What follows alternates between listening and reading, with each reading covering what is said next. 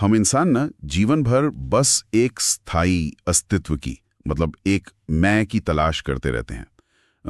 हम तस्वीरें खींचते हैं, पुरानी यादें संजोते हैं, ये सोचकर कि हमारे भीतर कुछ ऐसा है जो जो कभी नहीं बदलता। हाँ बिल्कुल। एक तरह की जिद होती है कि हम हमेशा वैसे ही रहें। सही बात है। लेकिन क्या हो अगर विज्ञान और 2500 साल पुराना एक दर्शन दोनों एक साथ आकर ये साबित कर दें कि आप वो व्यक्ति हैं ही नहीं जो एक सेकंड पहले थे। मतलब जिस मैं को बचाने के लिए हम सारी उम्र संघर्ष करते हैं, वो असल में एक बहुत बड़ा भ्रम है। और यहीं से ना मानव चेतना की सबसे गहरी परतें खुलनी शुरू होती हैं। जब हम इस विचार को गहराई से देखते हैं तो हमारी सारी चिंताएं, हमारे सारे दुख एक बिल्कुल नए सांचे में ढलने लगते हैं। हमारा आज का विषय है बौद्ध दर्शन। हमने इसके लिए कई बेहतरीन अकेडमिक शोध पत्रों जैसे IJFMR और ZTIR के जर्नल्स और वेदांत और बौद्ध धर्म के तुलनात्मक अध्ययनों का इस्तेमाल किया है। बहुत ही सॉलिड सोर्सेज हैं। हाँ, लेकिन देखिए हमारा उद्देश्य केवल इतिहास के पन्ने पलटना नहीं है। हम ये समझना चाहते हैं कि बुद्ध के विचार आज के इस आधुनिक जीवन में, जहाँ इतनी भागदौड़ है, माइंडफुलनेस और मानसिक शांति के लिए इतने प्रासंगिक क्यों हैं। बिल्कुल। और इस दर्शन की शुरुआत ना एक बहुत गहरे मनोवैज्ञानिक संकट से होती है। मतलब सिद्धार्थ गौतम की उस कहानी को अगर हम सिर्फ एक कथा की तरह न देखकर एक इंसान के मानसिक संघर्ष की तरह देखें। वो 26-27 साल की उम्र वाली बात। हाँ, 29 वर्ष की आयु में एक ऐसा व्यक्ति जिसने जीवन के सिर्फ सुख देखे थे, अचानक वो 4 दृश्य देखता है। एक बूढ़ा इंसान, एक बीमार, एक मृत शरीर और एक सन्यासी। वो उनके लिए एक बहुत बड़ा शौक रहा होगा। बहुत बड़ा। ये सिर्फ एक घटना नहीं थी, ये उनके लिए एक वैचारिक भूचाल था। उन्हें पहली बार ये एहसास हुआ कि जवानी, स्वास्थ्य, मतलब सब कुछ अस्थायी है। और उसी शौक से, उसी अस्थायित्व को देखकर जो वैराग्य पैदा हुआ, उसने सिद्धार्थ को मध्य मार्ग खोजने पर मजबूर कर दिया। आमतौर पर जब हम किसी बीमारी की बात करते हैं ना, किसी मेडिकल डायग्नोसिस की, तो वहां एक तरह की सटीकता होती है। हाँ, जैसे फिजिकल बीमारी में। राइट। जैसे आपकी हड्डी टूटती है तो एक्सरे मशीन में वो सफेद टूटी हुई रेखा साफ दिख जाती है। डॉक्टर बस उंगली रखकर कहता है कि ये रही समस्या।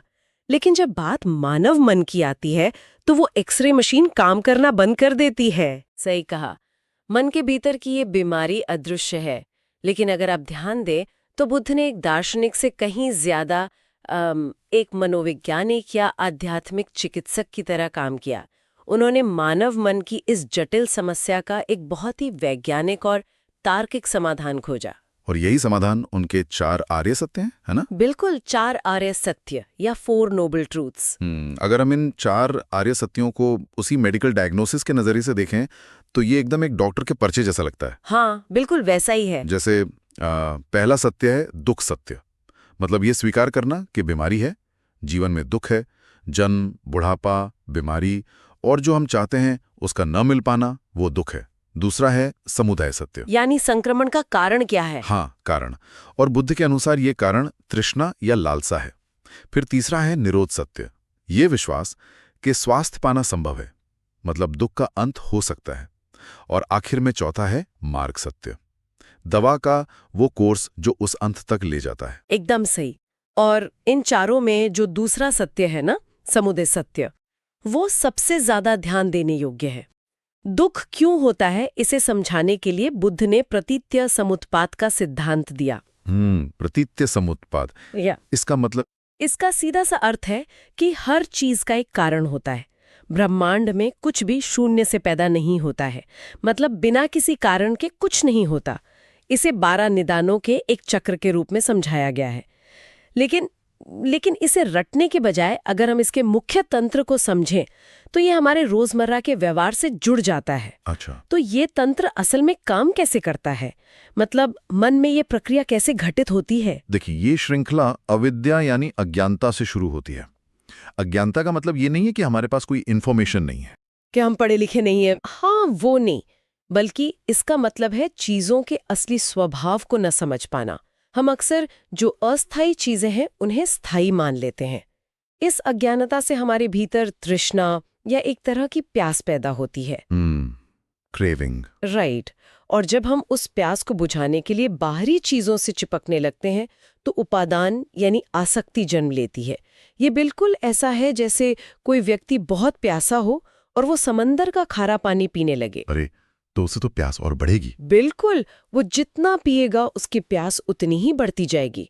यही वो चक्र है जो अंततः दुख और बुढ़ापे और मृत्यु के भय तक जाता है।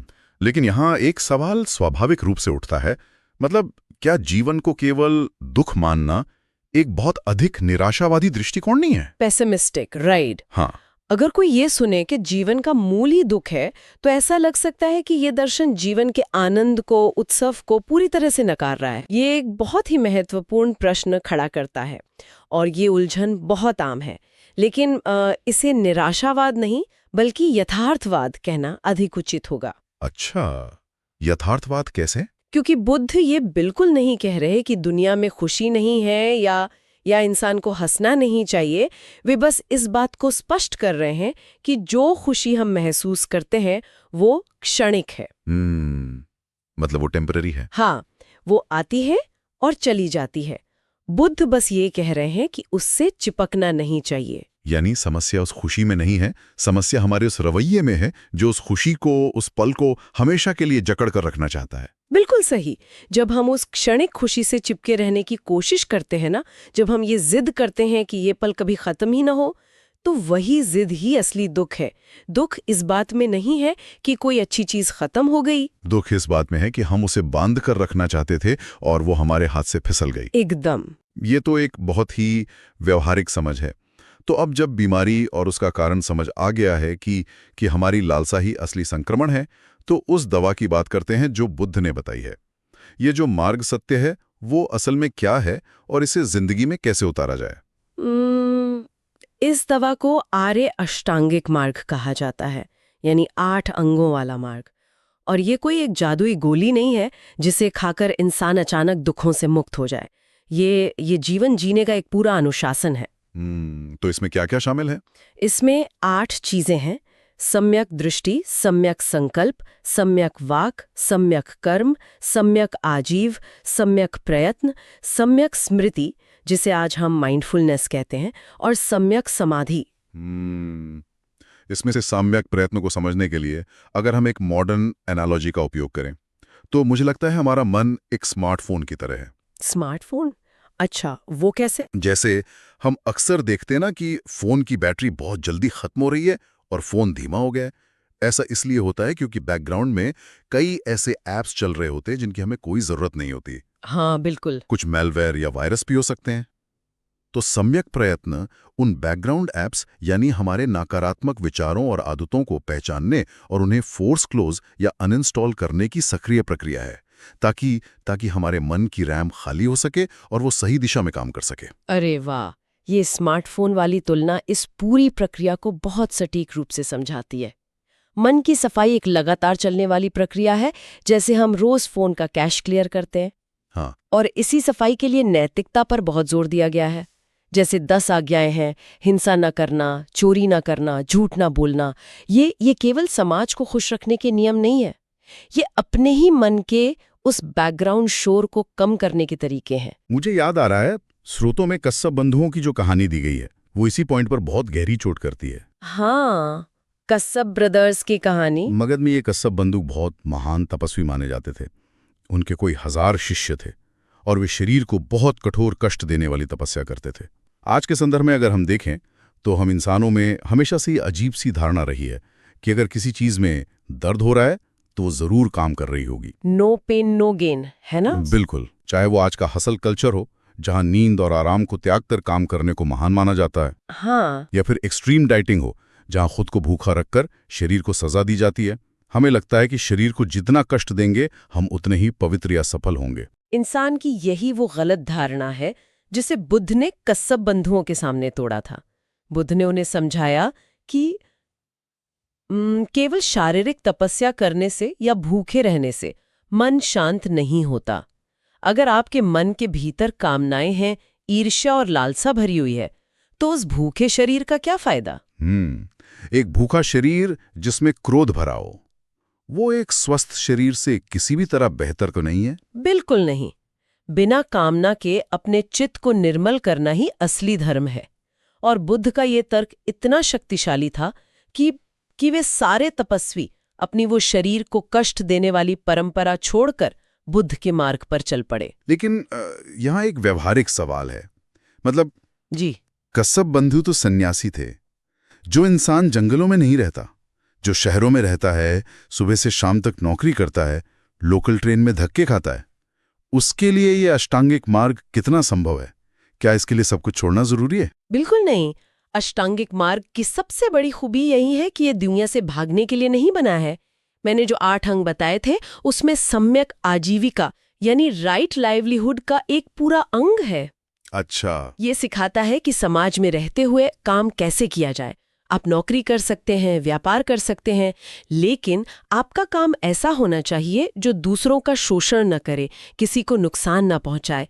आप समाज का हिस्सा रहकर नैतिक तरीके से भी अपने मन को शांत रख सकते हैं। और जब हम इस मार्ग पर चलने की बात करते हैं तो यहाँ बात सच में बहुत दिलचस्प हो जाती है, क्योंकि एक ऐसा सवाल सामने आता है जो बौद्ध दर्शन के सबसे क्रांतिकारी विचार की ओर ले जाता है। वो क्या? सवाल यह है कि इस मार्ग पर चल कौन रहा है? ये वो बिंदु है जहां बौद्ध दर्शन और बाकी भारतीय दर्शन, विशेषकर वेदांत, एक दूसरे से पूरी तरह अलग हो जाते हैं। आप अनात्मवाद के सिद्धांत की बात कर रहे हैं। हाँ, वेदांत में हम देखते हैं कि वहां एक अमर और शाश्वत आत्मा की अवधारणा है, एक ऐसा तत्व जो शरीर के नष्ट होने पर भी नहीं मरता।